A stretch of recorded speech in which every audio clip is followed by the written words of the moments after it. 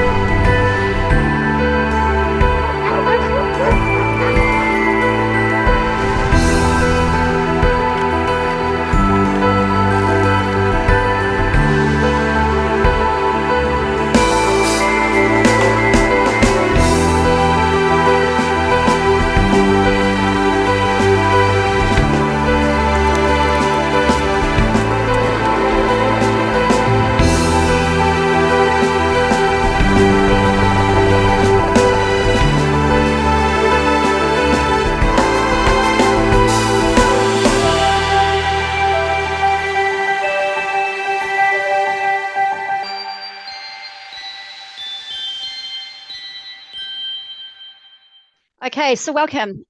We are Travel & Co, and we are a ski and board specialist. That is all we do and all we sell. We've been around for over 30 years now. We're a Kiwi-owned family business, and we're based up in Auckland. We're a team, skiers and boarders. I think we're getting close to every single one of us skis and boards. We love to go out there. We love to do it. We have pretty much, I think at last count of those in the office, we've done nearly 70 odd resorts around the world. So we definitely kind of have been there and skied those resorts and understand what we're selling. We've got some really long-standing relationships and trusted suppliers that we work with worldwide, having been around for so long. We really do appreciate and understand how important those relationships are with the partners that we work with. Okay, so ski holidays, what are they? It's not just a holiday. It is an incredible alpine experience. It's having your morning coffee on a mountainside overlooking the Alps. It's sitting in a hot pool, watching the skiers come down for the end of the day. It's sitting by the fires at night. It's getting up in the morning to maybe not see much out your window, to a lunchtime with the sun shining and you're in a t-shirt somewhere on the mountainside. It's all the things that encompass what we do and what we love about the destinations that we sell. So our products, when we say product, we mean what we sell. So we sell worldwide destinations. Our top ones pretty much being Canada, US, Japan, and Europe. We put the full package together. So we look at all the different elements that we can. So we look at what accommodation you require and you need. We'll deal with the transfers, we'll deal with lift passes, rentals, lessons, activities, the whole lot. And we're going to talk a bit more about what that all involves in a moment. And again, we work with trusted suppliers. We have strong relationships with resort partners. And we do get a lot of deals and discounts and promotions, and anything we can get and we can add to your, or we can pass on for Ron to help you out with your packages. We definitely do that. We want to be able to give you the best deals and the best price that we can out there on the market. So some considerations. So when we're looking at ski and what we want to do, where we want to go.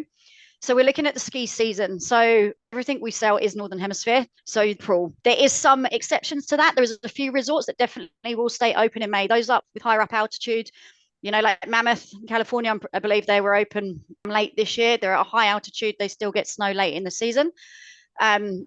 But generally speaking, in April, we had some amazing April snow around, especially in Canada this year. It was awesome.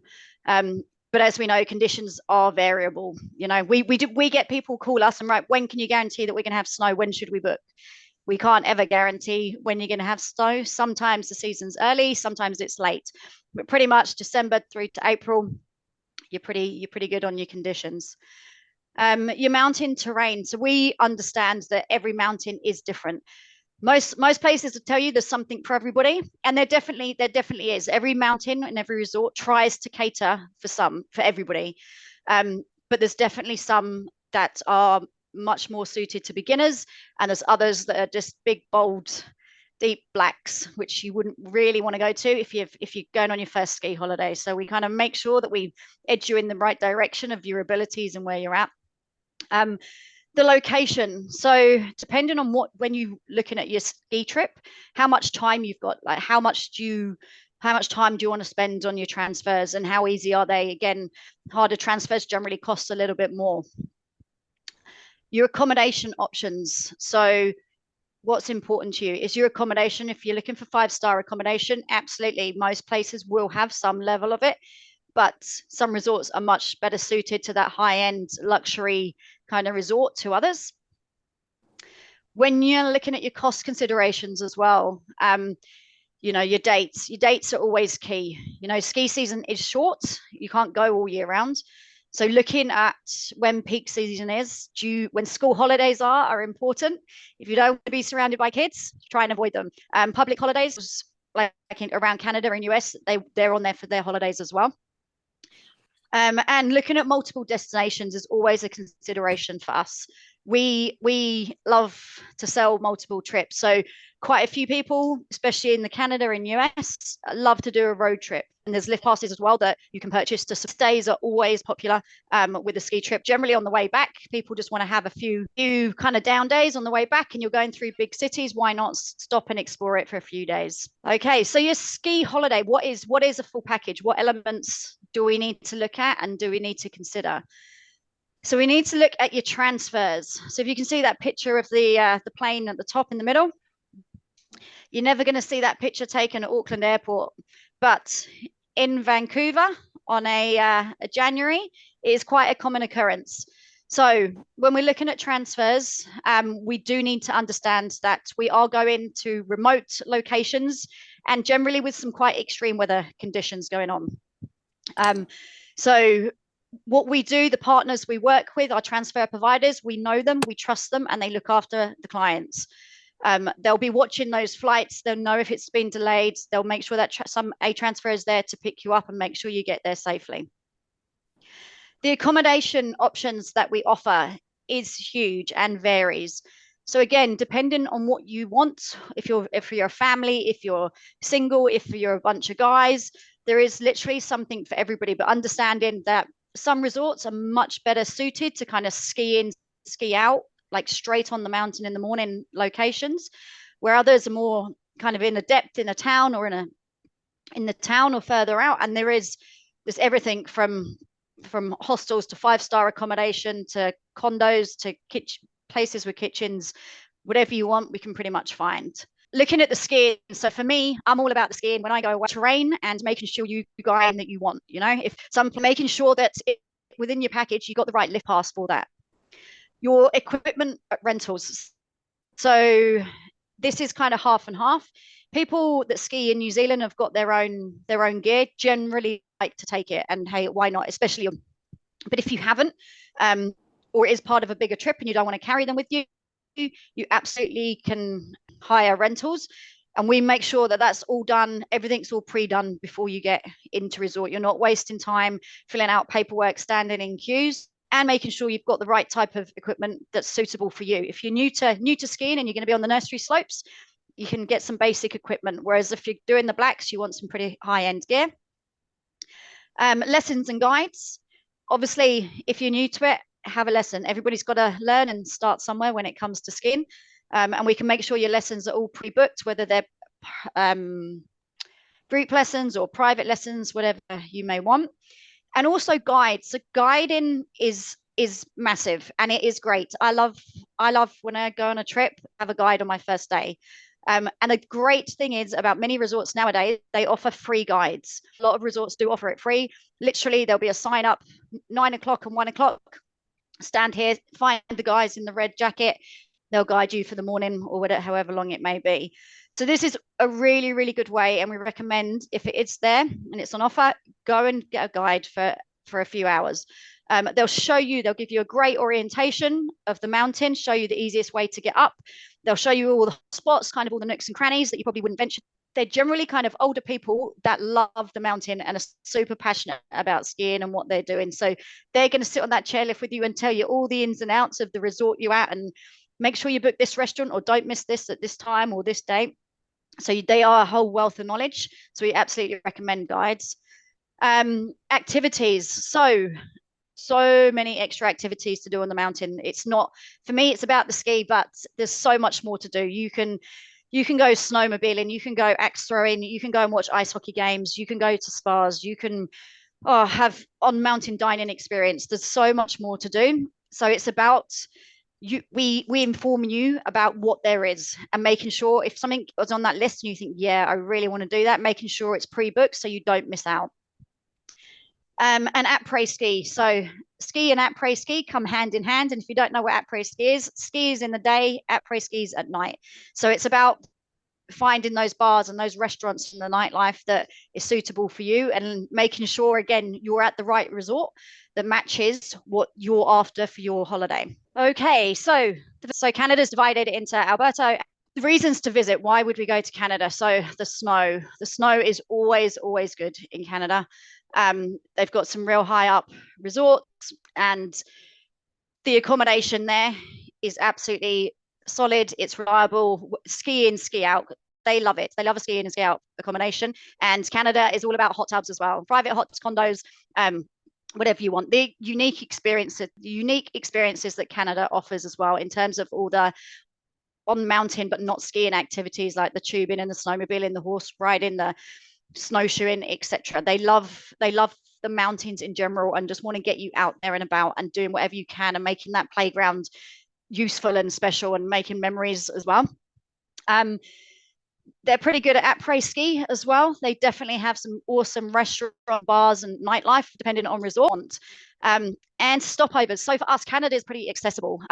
Flight wise, it's pretty good, easy enough. You know, New Zealand's not really close to many places, especially when it comes to ski, but Canada is pretty accessible for us. And with that kind of highlighted stopover of Vancouver on the way, which is an awesome city. I've just come back from there a few months ago.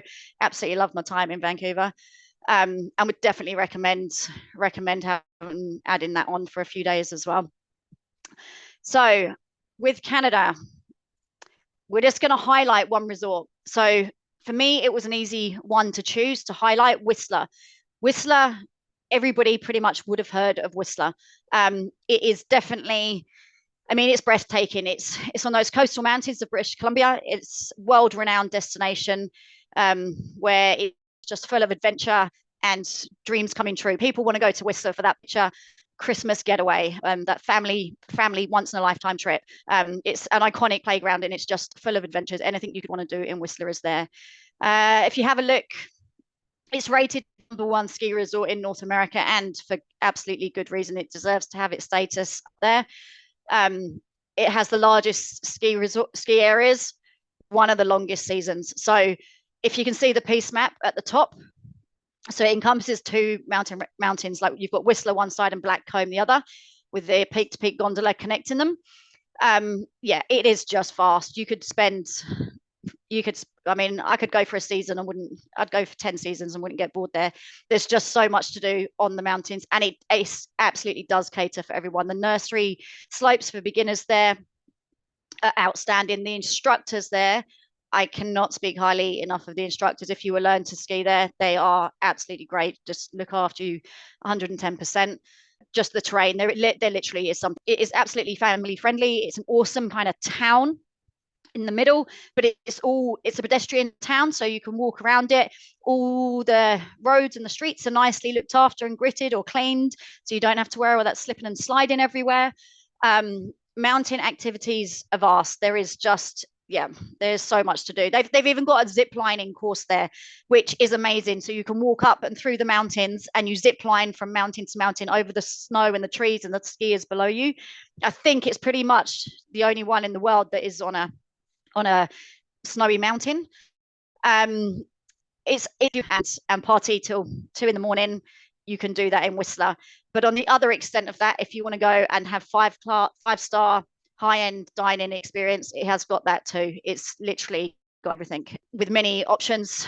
It's got, and obviously the peak to peak there, which I mentioned earlier, connecting the mountains, that is a massive calling card for it in itself as well. We have a lot of families that will go to Whistler because they want to take grandma and she doesn't ski, or mum wants to come, the family want to ski, but mum's not a skier, and like, you know, well, there's nothing for her to do. There is absolutely stuff for non-skiers to do in Whistler. They've got some, and as I said, the bars, the restaurants, the shopping. It's got everything. And getting there is easy. You know, you can fly straight into Vancouver in this amazing resort. It is. I do want to comment, especially Canada, being Canadian myself.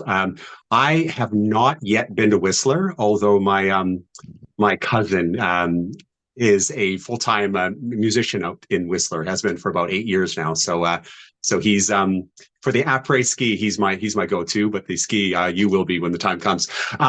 I did want to note though as well that there's the one castle-like hotel in the middle there. Now that is part of the Fairmont chain of hotels, and the Fairmont, they have taken over a series of about 120-year-old hotels that are across Canada that were originally built for the Canadian Pacific Railway, and they have now become these iconic, out of time Canadian, almost castle-like accommodations. Now, having talked to a lot of people and helped people go to the Rocky Mountains over the years, I know the Chateau Lake Louise and the Banff Springs Hotel are probably the two most known in the Rockies. But this hotel here in Fairmont is certainly worth a journey as well, and is a really iconic way to see a bit of Canadian history, which is about as long as New Zealand history as far as the Western imports go. I have spent many of my winters growing up on the east side of the Rocky Mountains in Banff and Lake Louise, so sunshine and the glaciers up there, and it's truly wonderful. And I can absolutely testify from my 20s on the après ski. I visited Banff quite a bit. And Calgary being about an hour and 15 minutes from Banff, it does mean that the ice hockey games, that the big city counterbalance for days where maybe you actually want a day off the hills. There's so much to happen, so much available, and great options that way on the other side of things as well. So I'm just going to check the chat and see if we have any questions. Not at this time. You're doing too good of a job, Laura. I will, at this time, leave it to you. So let's have a look at the USA. Okay, so the USA, it is vast, as we know. There is so much going on. So you can ski across California, Colorado, Utah, Wyoming, and various others. And like Canada, these are just ones that we highlight. There is many other smaller kind of local places nestled amongst range. Reasons to go to the US, pretty much the variety of resorts and the mountain ranges that there is literally focused around kids and families as well, which is great. You know, the ski schools for little ones, there's other activities, and you know, it's all about family inclusion. Ski road trips. So a road trip around the States is epic. So you can see on the map, there's little clusters there, like around in California, especially in Utah and in Colorado. You absolutely, if you've got time and you want to spend a bit of time and visit a few, you can absolutely rent a car, drive, have a few days at each resort and go around, which is a really popular way of doing things. As I might have mentioned, there is some lift passes out there as well that offer, you buy the lift pass and you can literally pretty much ski at various resorts around those regions. So it's quite a cost-effective way of using your lift pass as well. So there's Icon and there's Epic. Both of them are great options, but they offer different resorts. So depending on what road trip you want to do, they're definitely worth having a look at. Pretty much in the USA as well, like they're very authentic mountain towns. So if you look at the picture at the top, that's actually Telluride, and they're very much old mining towns, and the where they've been there, they've really got history, you know, and they're nestled there for reasons. And the ski resorts kind of built off something that, you know, no longer exists. So it's kind of repurposed, and they're good. They've got a lot of history, and you're like walking down an old cowboy street in a lot of the places. Your stopover options as well in the States. So if you're making this part of a bigger trip, absolutely, you've got flight options wherever you want them pretty much. So, you know, you can fly, common ones are going through LA and San Fran, obviously. But then if you know, I want to go to Utah, or I want to go to Wyoming and do something else. Or we get a lot, I've got family in, I've got to go and see them. So while I'm there, I want big trips and multi-trips and things like that as well. So looking at, so Aspen is a premium resort land. It's in the Majestic Keys. It's pristine slope enthusiasts and nature lovers. It offers world-class skiing, and it's got legendary terrain. It's got luxurious amenities, and it's just scenic and world-class dining. Aspen's loved by kind of a lot of rich and the famous. The accommodation options up there are endless. So Aspen is comprised of kind of 4 different mountains in this range. So if you can you see my laser? Along here is Aspen town, which is really popular, a lot of high-end accommodation nestled in there. And behind it, you've got Aspen Mountain up here. Moving over, you've got Aspen Highlands, and then you've got another mountain here. So when you go to Aspen, you buy a lift pass, and it covers all 4 of these areas. Okay, so there is a lot of terrain to cover. Over here, where Aspen Snowmass is pretty much where we sell a lot of our accommodations to town here. Whereas over in Snowmass, you can get a lot more condos, a lot more ski in, ski out options, which people love. And in terms of like a price point, this like bang for your buck, you're getting more over sports. I mean, buttermilk is generally for the beginner slopes, but you've got a whole mountain for beginners. You know, that doesn't happen very often. Whereas the Highlands, again, is more intermediate. And then you've got Snowmass and Aspen Mountain, which along here is just shuttles all day, every day, on until about 2 in the evening. So no matter where you're staying, whether you're staying in Snowmass or you're staying in Aspen and you want to have dinner out in a different place one night, or you want to start your day at a lift over here, or you want to start your day at a lift over here. In Aspen, they have ski concierge, and you literally, there's a few hotels in Aspen that will warm your boots for you in the morning and put them on your feet for you before you walk out the door. You definitely get looked after over there. And again, flying in and out, you've got some options to fly when you go to Aspen, but again, you can go through wherever you want to add a trip on, but LA, San Fran, Houston, Dallas, Denver, many options. And then Aspen has its own airport, Aspen Pinnacle, just literally not even a 10-minute drive from outside, and all transfers are free within Aspen. All the accommodation will pick up and deliver to them from Aspen Pinnacle Airport for free as well. It literally has its situated around Aspen and Snowmass. It's also very well known for its arts and its culture. An amazing shopping scene. So again, this is definitely one for those with taking people that maybe aren't skiers or don't want to be on the mountain. Yeah, arts, culture, restaurants, high end. It is definitely up there with the best resorts in the world. I guess maybe a comment that I would have is that over the last few weeks, I've been working with Travel & Co. for some clients that are looking at doing a several month long ski journey of moving from resorts to resort along that. And the Epic Pass is one of the integral elements in this planning, being able to, I think it's 40 resorts that they can access, something around there. So it means there's a plethora of choice, and really. Yeah. Part of figuring out what's been a really sort of a cool thing in the early concept stages, in order to keep it fresh and moving for them as a family with their specific needs. We're looking at on the ski slopes for a couple of weeks, and then heading down south of the border, warm, and then back up again, and really adding a varied experience. And so so it's going to be great to report on how that turns out in the next few weeks, working with Travel & Co. Europe as a ski destination. So Europe is massive, and when we say Europe, we're not talking about one country. There is many that you can ski in. So I'm kind of keep this brief on Europe, because I actually do hours and hours presentation on Europe. Key ones where we do south of France, Switzerland, Austria, Italy. France has got huge mountain range, as does Switzerland. Austria, I love Austria. So the picture in the bottom right-hand corner is a town called St. Anton, one of my favorite places to ski in Europe, or definitely in Austria. I love it there. It is it's got historic cities and villages all around it and nearby it. It's got really dramatic scenery. Your flights, your connections, your travel between. When we go into Europe, especially from New Zealand, we're not nipping over to Europe for a quick week skiing. Generally, I would say it is part of a much bigger trip.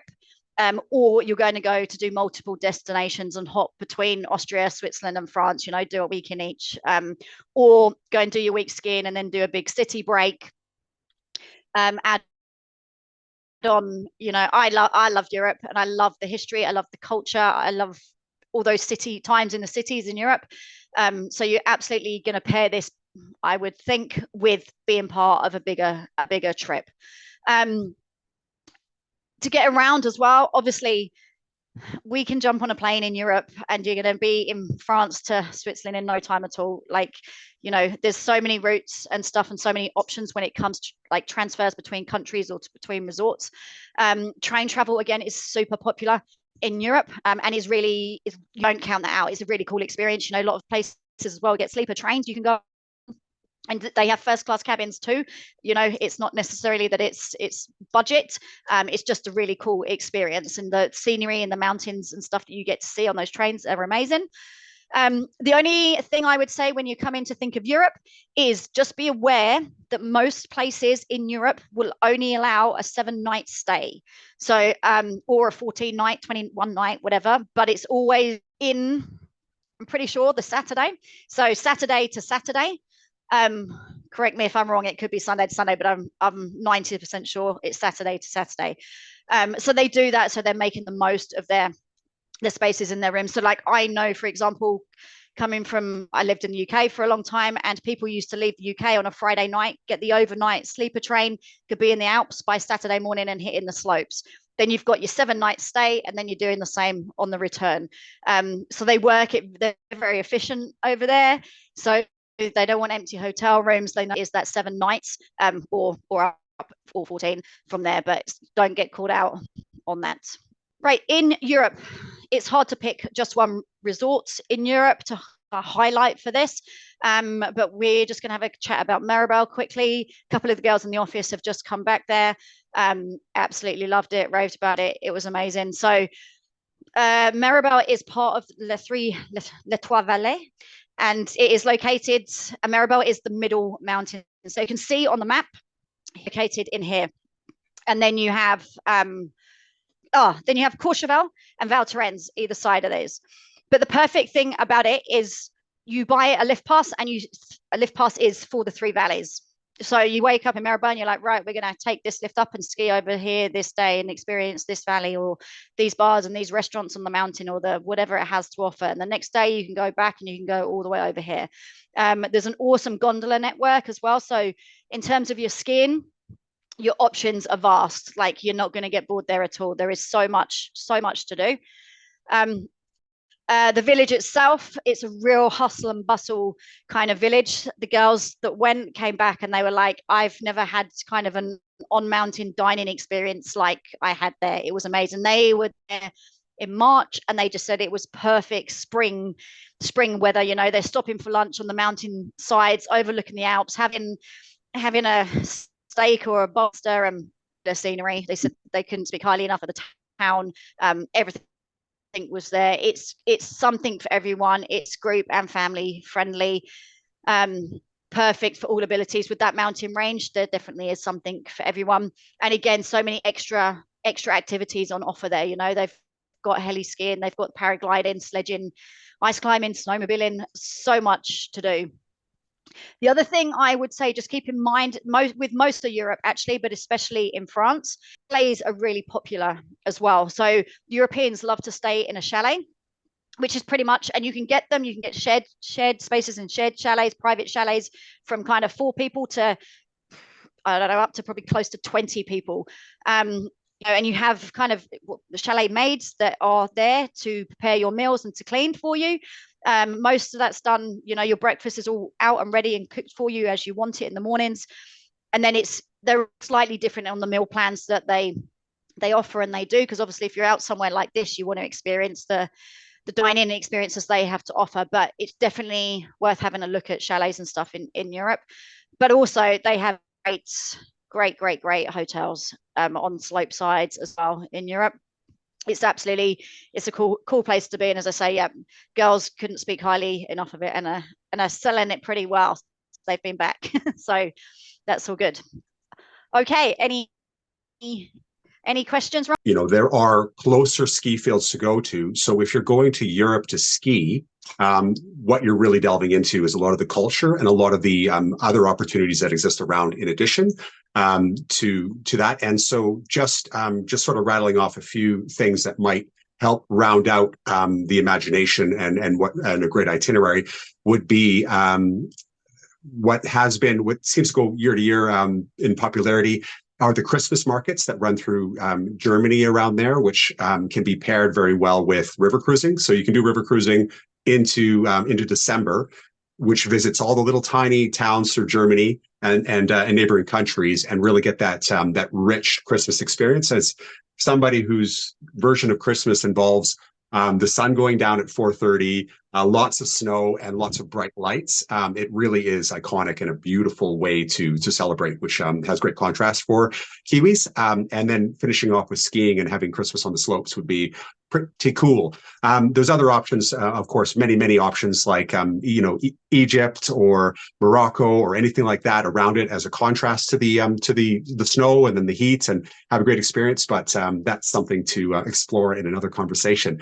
One other thing as well, though, is that while you're traveling through Germany, specifically Switzerland, or on the way to your ski, is some of the luxury train options. So I'm not sure if it runs 365, but I think it might. Famous, like world famous rail journeys like the Bernina Express or the Orient Express would be a real beautiful way to sort of be the bread around the inner sandwich of your ski experience. So things to think about and dream about.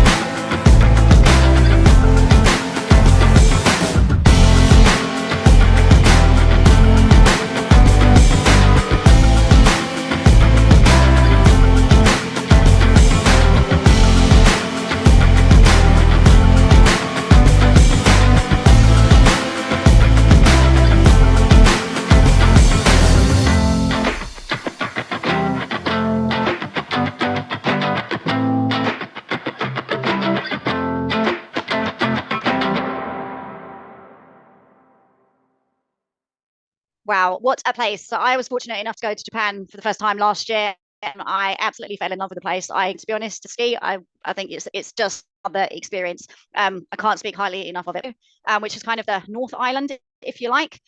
Key place there being Seiko. If you've heard of anywhere, you've probably heard of Seiko, which is quite a large ski field. And then you've got Furano, Rizitsu, Sahara, Tomomu region. They're not too far apart. On Honshu, which is the main land of Japan, Kogen, Shiga Kogen, and Aki Kogen. Again, all these resorts are reasonably different.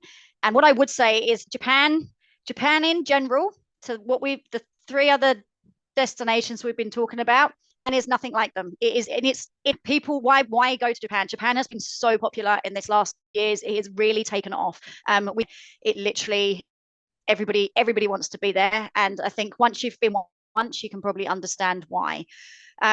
First and foremost is the snow. The powder that Japan gets is amazing. And if you wanted to go for the snow, absolutely. Culture experience. So it's like nothing history within Japan, like we were just saying about the cities in Europe, and kind of appreciating and spending time on that. Absolutely. If you go to Japan, add something else on, do something else on the side of your ski trip as well. There's so much to see and do there. The cultural experiences and stuff you can get is just amazing. They love a festival. Japanese love a festival. So fire festivals or blossom festivals, or like, wow, that'd be awesome. Get in there early, because we might want to go and do it, but the Japanese love them. So have a look online and just see what sparks your interest of the festivals. But yeah, definitely get in early. Put it on your list, earmark it, and have a look and see what might work. The cuisine in Japan is just, it just blew my mind, to be honest. Yeah, there is so much different food, an array of food. It's cool. I say put Google Translate on your phone would be my key tip. And for most things that works, but sometimes on a menu, I'm still not trusting quite what it's telling me. But just try whatever's put in front of you. It's just awesome. And the onsen. So onsens, a resort onsen is massive. You go for a ski and then you go for an onsen. What I would say in Japan is the après ski is not, again, what we've talked about in the others. It's very kind of a lot calmer, a lot more demure.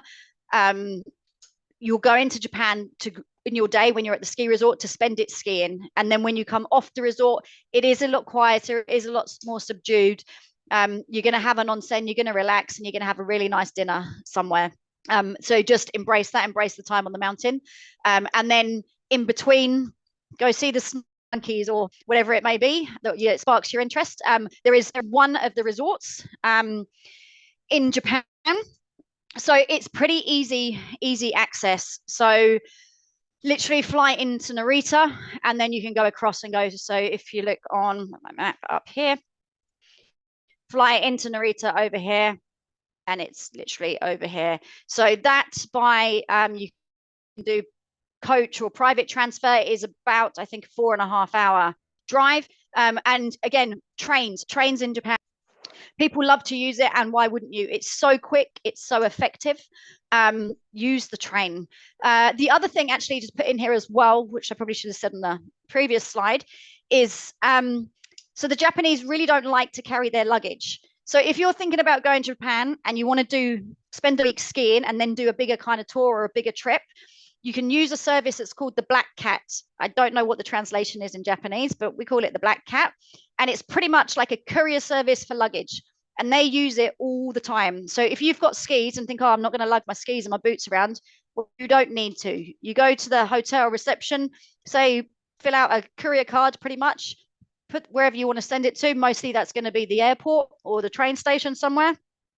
And then it's gone, and it will be there for you when you pick it up, whether that's a day later or a week or two later, and when they don't need to.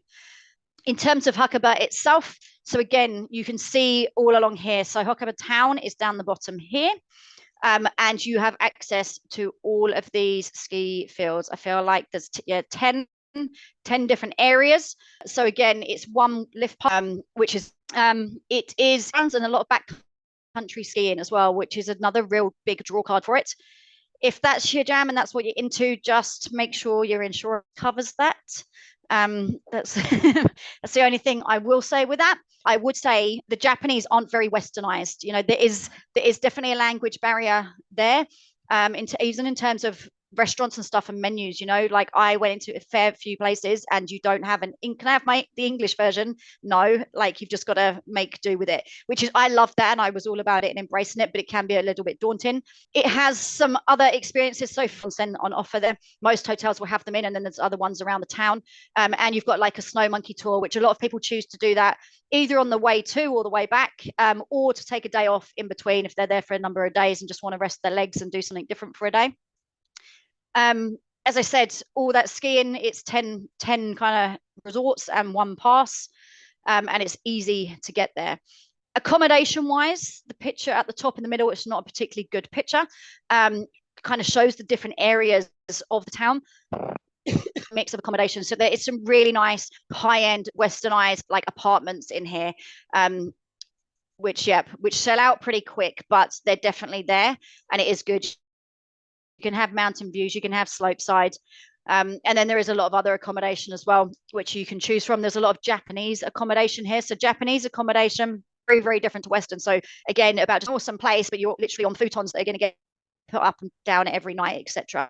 Really good standard of Western style accommodation. Restaurants here are awesome. A lot of them we recommend to pre-book though as well, which is getting quite popular in Japan and in ski resorts. But again, it's about us letting you know that that's kind of what you need to do, or us doing that for you and be like, right, this meal's booked at this awesome restaurant.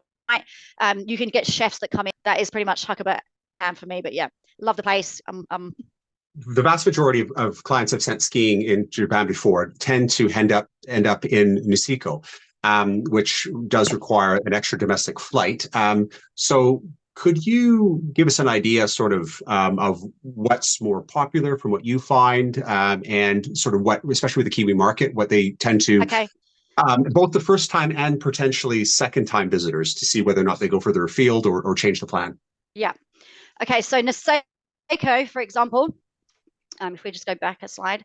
So up in Niseko, you've got, at the moment, or for the last couple of years, is Australia has descended on Niseko. So it is really, really hard to find accommodation in Niseko at the minute, because pretty much every skier in Australia, that's their chosen resort. So I don't know if that's a trade-off why New Zealanders are kind of pushing towards more to Huckleberry, and just for the ease and the connections and everything to Huckleberry. And going up into Niseko, absolutely you generally, the snow up north does stay for a bit longer as well. So the season can be a little bit later, just because it's that bit further up. When we're talking about the other fields as well, Farana and Kuro, etc., they are also a lot smaller ones. And there really isn't. People go to them because they go in purely for their skiing. They love their skiing and they want to be on the mountain all day, because there's not that much else to do there.